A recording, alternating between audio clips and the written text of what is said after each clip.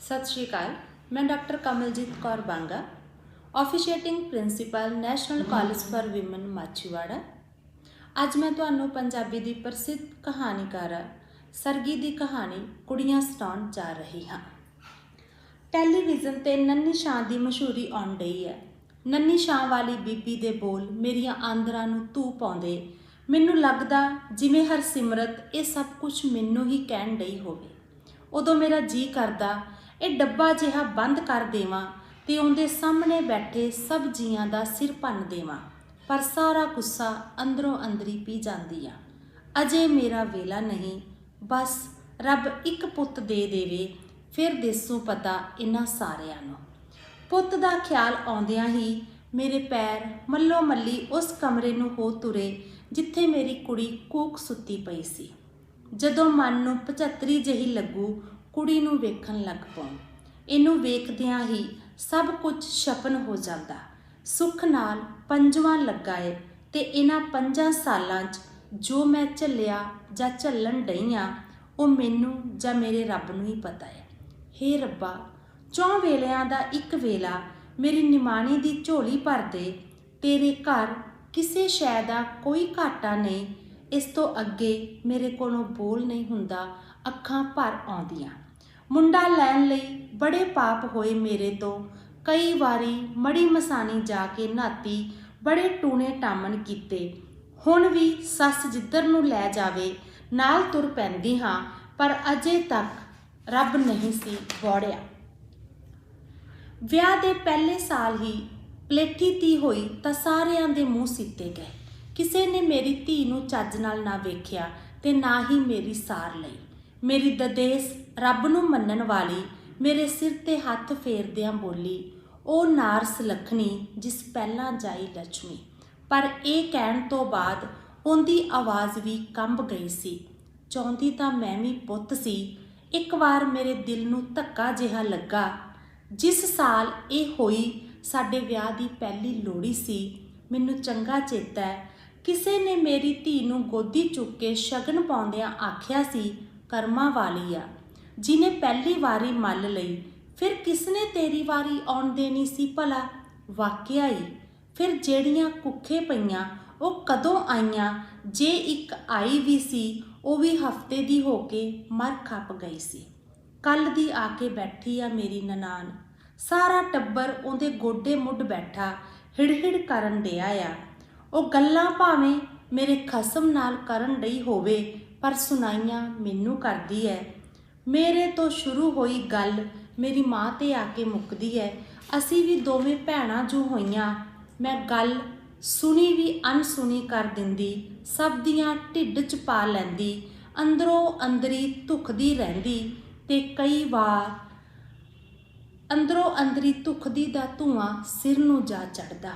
शरीके च विआह आ, कले दी मुड्डी हफ्ता पहलां आके बह गई। अज तो चुल्हे नेंदा आ, मैनू भी थोड़ा आराम मिल जू। उंज तां पहलां पहल कदे शरीके च विआह आउंदा तां मेरा चाह सांभिया ना जांदा। हुण ते बस बन्नी रुद्धी जांदी आ। सारा टब्बर उत्थे ही आ। गिद्धा पैण लग गया। मैं घरे आ गई।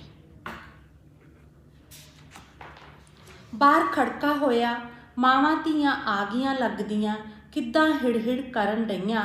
इन्हां दा हासा मेरे सिर च हथौड़े वांग वजन लगा। अजे तक मेरा घर वाला नहीं बौड़िया। पीन डफन बह गया हो। बाहर भावें इस चंडाल चौंकड़ी तो डरदा मेरी सुने गिने ना, अंदर वड़दा मेमना जिहा बन जू। पर कमरे दे मोह नूं की करना जदों कदे बाहर मेरी धिर नहीं बनदा। पता नहीं किन्नियां मेरी कुखे पईयां ते किन्नी वार मेथों गुनाह होया। कई बार सोचूं कि इन्हां कुखे पईयां दा सराप लगा है मैनू। हवेली चों धारां कढ के आई। सस ने इशारे नाल दूजे कमरे विच बुलाया। किसी ने सियाणे दी दस पाई आ। बड़ी करनी वाला साध सुनीदा, बड़ियां रिद्धियां सिद्धियां दा मालक आ। आ जेड़ा तेरे च नुक्स पै गया वो भी उहने ठीक कर देना। मैं चुपचाप सब कुछ सुनदी रही ते मुंडा लैण उस साध दी चौकी जा बैठी। मैं ते मेरी सस साध दे कमरे च सां। साध दियां लाल सुरख अखां तो मैनू खौफ जिहा आया, पर फिर संभल गई। ਸਾਧ ਨੇ ਇੱਕ ਟੱਕ ਨੀਜ਼ ਨਾਲ ਮੈਨੂੰ ਵੇਖਿਆ ਤੇ ਕਹਿਣ ਲੱਗਾ, हे नारी, तुम्हारी कोख को किसी ने बांध रखा है और इससे मुक्त होने के लिए उपाय करना होगा।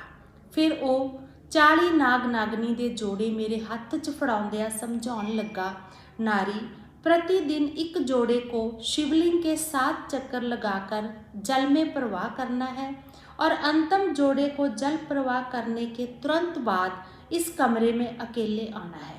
40 दिनों बाद मैं उनके कमरे च कली गई। ਹਿੰਗ ਨਸਵਾਰ ਤੇ ਧੂਫ ਦਾ ਰਲਦਾ ਮਿਲਦਾ ਧੂਆਂ ਮੇਰੇ ਸਿਰ ਨੂੰ ਚੜਨ ਲੱਗਾ। ਨਾਗ ਨਾਗਨੀ ਦੇ 40 ਜੋੜੇ ਖਤਮ ਹੋ ਚੁੱਕੇ ਸਨ। ਸਾਧ ਦੇ ਕਹੇ ਮੁਤਾਬਕ ਮੈਂ ਸ਼ਿਵਲਿੰਗ ਦੁਆਲੇ 7 ਚੱਕਰ ਲਾਏ। ਆਖਰੀ ਚੱਕਰ ਤੋਂ ਬਾਅਦ ਸਾਧ ਨੇ ਨਾਗ ਬਣ ਮੈਨੂੰ ਥਾਂ ਥਾਂ ਤੋਂ ਡੰਗ ਲਿਆ। ਮੈਂ ਉਸ ਡੰਗ ਨੂੰ ਅੰਦਰੋਂ ਅੰਦਰੀ ਜੀਰਦੀ ਘਰ ਪਹੁੰਚੀ। ਘਰ ਆ ਕੇ ਮਲ ਮਲ ਨਹਾਉਂਦੀ, ਪਰ ਮੇਰੇ ਸਰੀਰ 'ਚੋਂ ਹਿੰਗ ਨਸਵਾਰ ਦੀ ਗੰਦੀ ਜਿਹੀ ਬੋ ਆਉਂਦੀ ਰਹਿੰਦੀ। ਮੇਰਾ ਘਰ ਵਾਲਾ ਮੇਰੇ ਕੋਲ ਆਉਂਦਾ ਤਾਂ ਮੈਨੂੰ ਅਲਕਤ ਜੀ ਆਉਂਦੀ, ਐਵੇਂ ਕੋਈ ਬਹਾਨਾ ਕਰ ਲੈਂਦੀ, ਤੇ ਹੁਣ ਉਹ ਕਦੇ ਮੇਰੇ ਨੇੜੇ ਨਹੀਂ ਆਇਆ ਸੀ। ਪਰਸੋਂ ਕਿੰਨੇ ਦਿਨਾਂ ਬਾਅਦ ਉਹ ਮੇਰੇ ਕਮਰੇ 'ਚ ਆਇਆ ਸੀ ਆਪਣੀ ਲੋੜ ਲਈ। ਮੈਂ ਉਹਦੀਆਂ ਅੱਖਾਂ ਵਿੱਚੋਂ ਬੇਗਾਨੀ ਔਰਤ ਲੱਭ ਲਈ ਸੀ। ਉਹਦੇ ਤਾਂ ਇਹ ਚਿੱਤ ਚੇਤੇ ਵੀ ਨਹੀਂ ਸੀ ਬਈ ਜਨਾਨੀ ਦੀ ਵੀ ਦੇਹ ਹੁੰਦੀ ਹੈ। ਕੱਲ ਸਾਰੀ ਰਾਤ ਅੱਖਾਂ 'ਚ ਲੰਘ ਗਈ। ਤਦੇ ਹੁਣ ਸਿਰ ਭਾਰਾ ਹੋਣ ਡਿਆ। ਜੀ ਕਰਦਾ ਸਿਰ 'ਚ ਪਾਣੀ ਪਾ ਲਵਾਂ, ਪਰ ਅੱਜ ਤਾਂ ਸ਼ਨੀਚਰ ਆ ਰਿਹਾ। ਕਹਿੰਦੇ ਹੁੰਦੇ ਆ, ਸ਼ੁੱਕਰ ਛੱਡ ਸ਼ਨੀਚਰ ਨਹਾ, ਆਪਣਾ ਗ੍ਰਹਿ ਪਤੀ ਤੇ ਪਾ, ਅੱਗੇ ਪਤਾ ਨਹੀਂ ਕਿਹੜੇ ਕਿਹੜੇ ਗ੍ਰਹਿ ਸਿਰ ਤੇ ਬੰਨੀ ਫਿਰਦਾ ਆ। ਅਗਲੇ ਪਲ ਮੈਨੂੰ ਸਾਰੇ ਵਿਹੜੇ 'ਚ ਫੰਡਰ ਮੱਝਦੀ ਸੀ ਤੇ ਮੇਰਾ ਸਰੀਰ ਮੇਰੇ ਵੱਸ 'ਚ ਨਾ ਰਿਹਾ। ਮੈਂ ਆਪਣੇ ਵਾਲ ਖੋਹ ਛੁੱਟੇ, ਛਾਤੀ ਪਿੱਟ ਲਈ। ਮੈਂ ਆਪਣੇ ਮੂੰਹ 'ਤੇ ਚਪੇੜਾ ਮਾਰੀ ਜਾਵਾਂ, ਤੇ ਜਦੋਂ ਮੈਂ ਆਪਣੇ ਆਪ ਨੂੰ ਛੁਡਾ ਕੇ ਬਰਾਂਡੇ 'ਤੇ ਪੈ ਮੰਜੇ ਦੇ ਪਾਵੇ ਨਾਲ ਲੱਗ ਕੇ ਉੱਚੀ ਉੱਚੀ ਰੋਣ ਲੱਗੀ, ਮਨ ਦਾ ਸਾਰਾ ਗੁੱਪ ਘਰਾਟ ਨਿਕਲ ਗਿਆ। ਸਿਰ ਹੌਲਾ ਹੋ ਗਿਆ ਤੇ ਮੈਂ ਸਾਰੇ ਘਰ ਦੀ ਬੌਕਰਬਾਰੀ ਕਰਨ ਲੱਗੀ।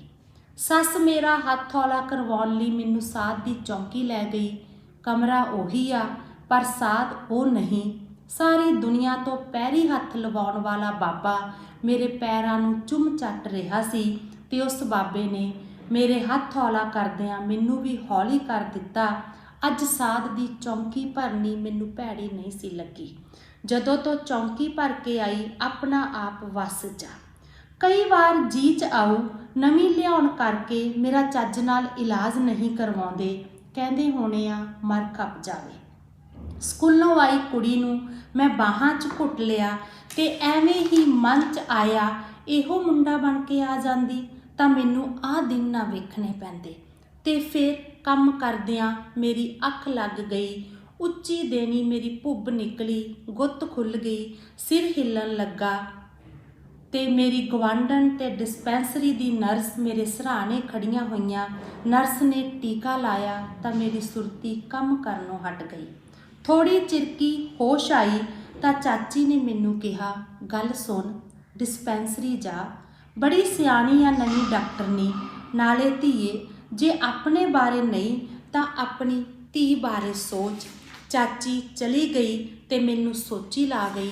ਚਾਚੀ ਦੀ ਗੱਲ ਵੀ ਠੀਕ ਸੀ। ਪਰਚੀ ਲੈ ਕੇ ਮੈਂ ਡਾਕਟਰਨੀ ਦੇ ਕਮਰੇ 'ਚ ਚਲੀ ਗਈ। ਡਾਕਟਰਨੀ ਜੀ, ਬੱਚੇਦਾਨੀ ਦਾ ਨੁਕਸ ਹੈ। ਕਿਸੇ ਧੀ ਧਿਆਨੀ ਦਾ ਸਰਾਪ ਲੱਗਾ ਮੇਰੀ ਕੁੱਖ ਨੂੰ। ਮੁੰਡਾ ਲੱਭਦੀ ਨੇ ਦੇਹ ਨੂੰ ਰੋਗ ਲਾ ਲਿਆ।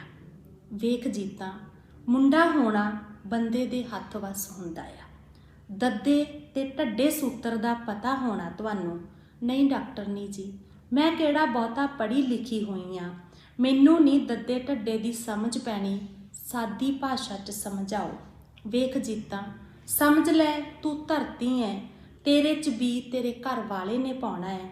ਜੇ ਉਹਦੇ ਕੋਲ ਪੁੱਤ ਵਾਲੇ ਬੀ ਹੋਏ ਤੇਰੇ ਪੁੱਤ ਹੋ ਜੂ, ਜੇ ਉਹਦੇ ਕੋਲ ਧੀ ਵਾਲੇ ਬੀ ਹੋਏ ਤਾਂ ਧੀ ਹੋ ਜੂ। ਡਾਕਟਰਨੀ ਜੀ, ਇਹਦਾ ਮਤਲਬ ਮੇਰਾ ਕੋਈ ਕਸੂਰ ਨਹੀਂ, ਤੇ ਭਾਵੇਂ ਉਹ ਦੂਜੀ ਵੀ ਲੈ ਆਵੇ ਤਾਂ ਵੀ ਮੁੰਡਾ ਨਹੀਂ ਹੋਊ। ਵੇਖ ਜੀਤਾ, ਧਰਤੀ ਬਦਲਣ ਨਾਲ ਵੀ ਫਸਲ ਤਾਂ ਉਹ ਹੋਊ ਜਿਹੜਾ ਬੀ ਪਾਇਆ ਗਿਆ। ਹਾਂ ਹਾਂ ਡਾਕਟਰਨੀ ਜੀ, ਆ ਗਈ ਮੈਨੂੰ ਹੁਣ ਸਾਰੀ ਸਮਝ। ਜਦੋਂ ਦੀ ਡਿਸਪੈਂਸਰੀ ਤੋਂ ਮੁੜੀਆਂ ਇਉਂ ਲੱਗਦਾ ਹੈ ਜਿਵੇਂ ਮਣਾ ਮੂੰਹੀ ਭਾਰ ਦਿਲ ਤੋਂ ਲੱਥ ਗਿਆ ਹੋਵੇ। ਮੇਰਾ ਜੀ ਕਰਦਾ ਹੈ ਮੈਂ ਸਾਰੇ ਸ਼ਰੀਕੇ ਨੂੰ ਇਕੱਠਾ ਕਰਕੇ ਆਖਾਂ ਮੇਰਾ ਕੋਈ ਕਸੂਰ ਨਹੀਂ। ਡਾਕਟਰਨੀ ਦੇ ਆਖੇ ਬੋਲ ਯਾਦ ਆਉਂਦੇ ਤਾਂ ਮੈਂ ਸਭ ਕਾਸੇ ਤੋਂ ਸੁਰਖਰੂ ਹੋ ਜਾਂਦੀ। ਮੈਨੂੰ ਲੱਗਦਾ ਜਿਵੇਂ ਐਵੇਂ ਹੀ ਇਸ ਟੱਬਰ ਦੀਆਂ ਸੱਚੀਆਂ ਝੂਠੀਆਂ ਤੋਹਮਤਾਂ ਮੱਥੇ ਤੇ ਮੜ ਲਈਆਂ ਤੇ ਮੈਂ ਐਵੇਂ ਹੀ ਇੰਨੇ ਵਰੇ ਆਪਣੇ ਨਸੀਬਾਂ ਨੂੰ ਕੋਸਦੀ ਰਹੀ ਹੋਵਾਂ। ਧੰਨਵਾਦ। ਚੌਹਾਨ ਇੰਟਰਟੇਨਮੈਂਟ ਤੁਹਾਡਾ ਆਪਣਾ, ਤੁਹਾਡੇ ਲਈ।